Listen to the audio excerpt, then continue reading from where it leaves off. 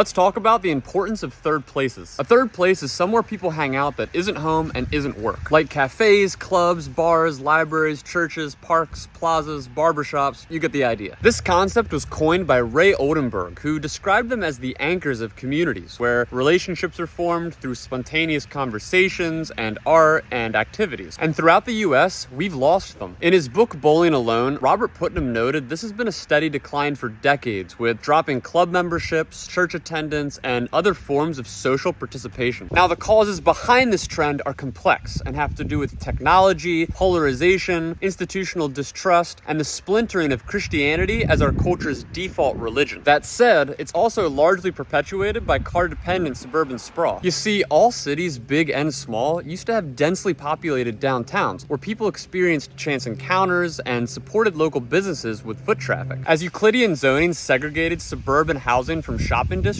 those places slowly died out. Then private companies tried to fill the void with malls as the new town square, which were dominated by big businesses. But then they started dying too when online shopping took over. So now we've lost most of our gathering places outside of major cities. The third places most suburbs have today are car-dependent convenience chains like Starbucks or lifestyle centers in some wealthier areas, which are all just consumer-centric businesses modeled after how on the go we've become. Plus, every town still has that one bar where everyone meets and then drunkenly drives home from. But those are often depressing too, because rather than being one of several third places, they've become the single place people go each week to escape their life's routine. Because if you have to drive over 20 minutes to and from work every day, you likely don't have the time or the energy to then drive to a third place other than maybe on a Friday night. This is why people try to replicate community online through multiplayer video games and forums and social media groups. It's also how a lot of alternative scenes for skating and music are created in the suburbs by angsty kids who carve out spaces in basements and fire halls and abandoned lots. Good third places are hard to come by today. Ones that encourage regulars to just hang out for hours, talking to strangers or reading books with little to no pressure to buy things. Or ones that don't encourage rushing out the door with mobile orders. When you build mixed-use neighborhoods that combine housing with commerce, foot traffic can support these places. Not to mention, organic events pop up like block parties, barbecues, and yard sales. It's undeniable that technology has changed the ways we view community, but I don't think anything can replace the need for organic in-person connections that we get from third places. Without walkable communities, third places can't thrive. And without third places, we lose the heart of our communities.